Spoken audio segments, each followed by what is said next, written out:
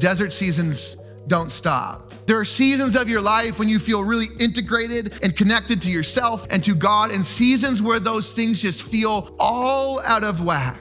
And we so need to be reminded that what is not changing is whose you are, that you belong. And I just think that this depth of meaning, that this important message, that this core message of our Christian scriptures was so important to Jesus that he established this before entering the desert and facing his own temptations. Let's read this together. The temptations of Jesus are in Matthew chapter 4, starting in verse 1. It says this, then after the baptism, the Spirit led Jesus up into the wilderness so the devil might tempt him. After Jesus had fasted for 40 days and 40 nights, remember that, he was hangry. That's not what it says. I would have been hangry. He was starving, okay? The tempter came to him and said, since you are God's son, command these stones to become bread. Jesus replied, it is written, people won't live only by bread, but by every word spoken by God. Now, again, here, Jesus goes in the wilderness for 40 days and 40 nights. 40 has been a really important number for God's people, as that shows up in the Jewish scriptures over and over again. You might know some of these stories, but probably the most central place this shows up is when God's people are rescued from the hand of Pharaoh. When they're rescued from slavery by Moses, they go into the desert before they go to the promised land that God is giving to them. They spend 40 years in the desert. So 40 is always this marker for God's people to remember God's faithfulness. Now, God's people in the desert, they also cried out to God for bread because they were starving too. And in the desert, God provided them bread. It dropped from the sky. The Bible calls it manna. He provided them manna from heaven. He provides for their physical hunger. But what Jesus is talking about here is, I think, something a little bit more than just physical hunger, isn't it? It says people won't live only by bread. It's not just about the bread, but by every word spoken by God. That we have these hungers in our life that are more than just physical hungers, that need to be satiated. And the message of Jesus is that God doesn't invite us to live life just by consuming what we need for our physical body. But there's this word, there's this Jesus, there's this way of life that God invites us into that meets all the different hungers in our soul. Story picks up in the second temptation in verse 5. After that, the devil brought him to the holy city, remember that, and stood him at the highest point of the temple, remember that too. He said to him, since you are God's son, throw yourself down, for it is written, I will command my angels concerning you, and they will take you up in their hands so that you won't hit your foot on the stone. Jesus replied, again, it's written, don't test the Lord your God.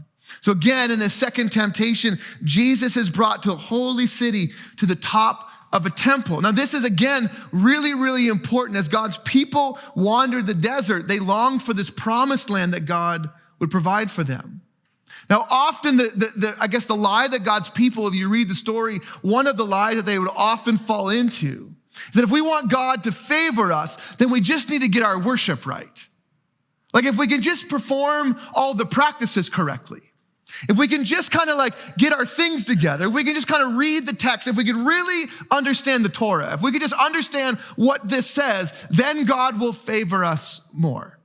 Then God will be really on our side. Then God won't test us anymore. Now, I know we don't think about this today in the same way, or do we, right? Man, if I could just read the Bible better, if I could just pray a little bit better, then maybe God would be more on my side. And if I could just get the right church or the right doctrine or have the right Christian friends, if I could just get this practice right, if I could just give enough money or support the poor, if I could just check, then God might be on my side, and then I wouldn't be going through this desert. Then maybe I wouldn't be going through this temptation. Then maybe I wouldn't be going through this trial. And Jesus responds to this temptation. It says, don't test the Lord your God. What does he mean by that? I don't think what he means is like it's some kind of rule and like how to connect with God for dummies book, right? I think what Jesus is saying is like, don't test the Lord your God. That's not the game that Jesus is playing. That's not the game that our God is playing. This game of religious ideologies as being the pinnacle of what we're after. Like this is not the game we're after. That you actually belong long before you face this desert. You're already in. There's nothing to test. The invitation of Jesus is that we get to know God and share in his kingdom and be a blessing in the world. Story picks up in verse 8. Then the devil brought him to a very high mountain, remember that, and showed him all the kingdoms of the world and their glory. He said, I'll give you all of these if you bow down and worship me. Jesus responded, go away, Satan, because it is written, you will worship the Lord your God and serve him only. The devil left him, and the angels came and took care of him. Now, again, God's people would have remarked kind of these memories from their stories about these high mountains, that God has brought leaders in the history of God's people up to high mountains before. Probably the first one we really know about is a man named Abraham. God brought Abraham to the top of a mountain, and it was the beginning of God's people. At the top of a mountain, God said, I'm gonna bless you with generations and generations and generations. I'm gonna bless those who bless those and curse those who curse you. Genesis chapter 12, you can read about that if you'd like to. Another time, God brought Moses to the top of a mountain and gave him the 10 commandments. These commandments in which God's people were to organize their life around. And so God's people often associated this message at a high mountain with some sort of like civic superiority. It was like this nationalism. It was like this idea that if our nation would just do things the right way and worship the right God, that if we just had the temple in the center of our worship and we followed all the rules of God and organized all of our laws around God, then God would favor us over the other gods of the other nations. And those nations would bow down to us. So as we worship God, those nations will bow down and worship us.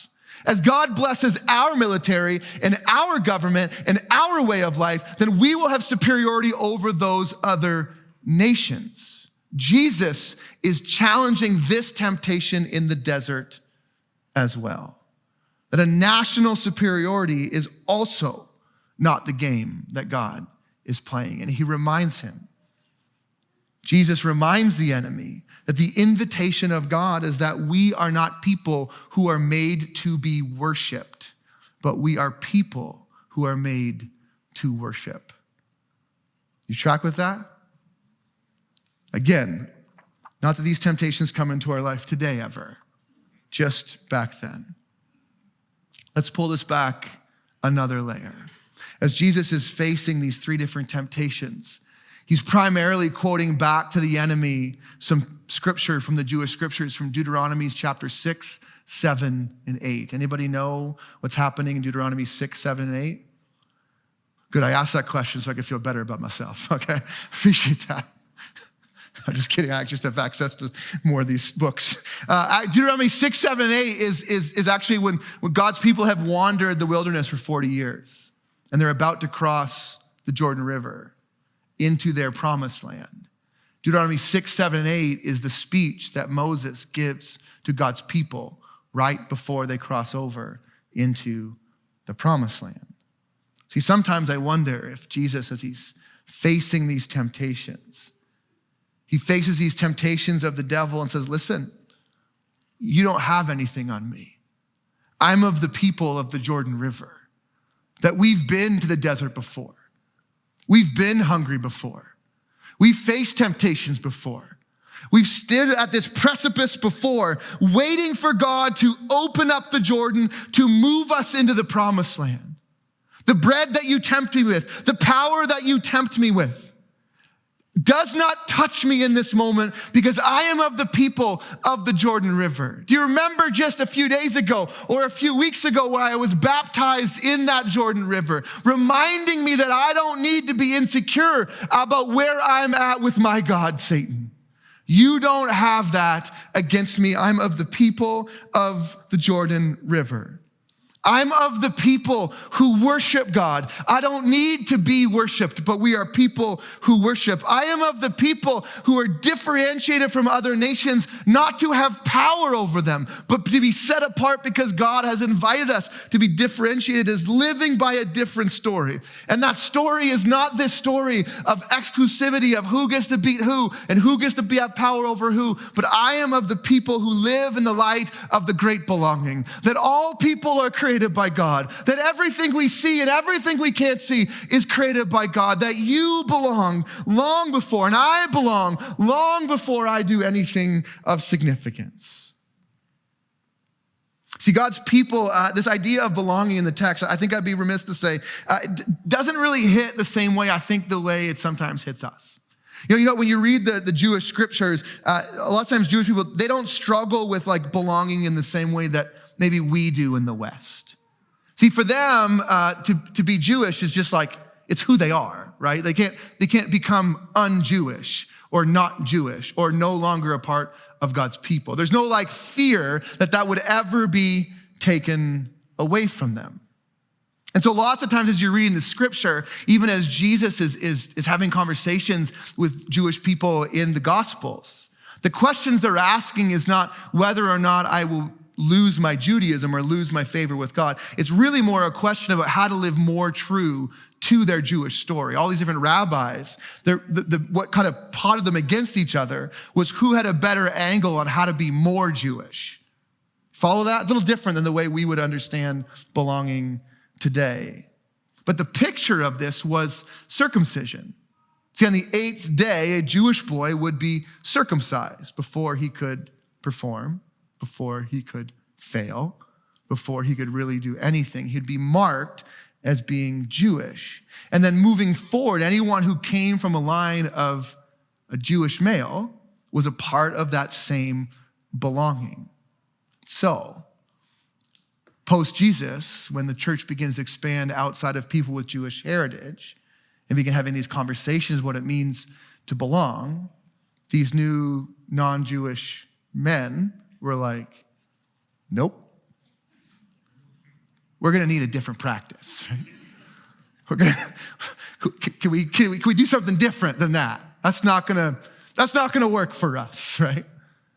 And the practice that began to show up was this practice of baptism, because Jesus was baptized in the Jordan River, this river that is tied to the most sacred story in the Jewish text of God's people being rescued from the hand of Pharaoh,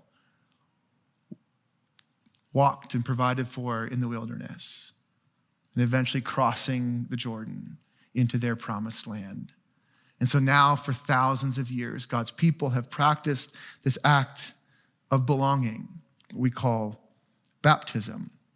When I get to baptize people, I'll say different things to different people, but one thing I'll always say is that someday after this moment, you again are going to have difficult times. Life's going to be hard again. Life's going to feel disoriented again. You may not feel all the things you're feeling right now, but I hope you'll always remember this day, that God will never leave you. He'll never forsake you, that you belong. Remember, don't ever forget whose you are, that you're a part of this, and that will never change.